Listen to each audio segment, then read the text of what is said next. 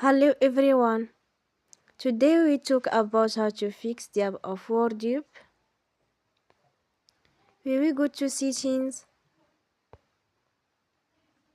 Then we click on apps.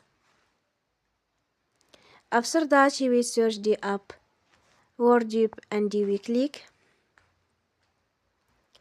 Then we will on for stop. After that we will go to storage. Then we click on clear cache.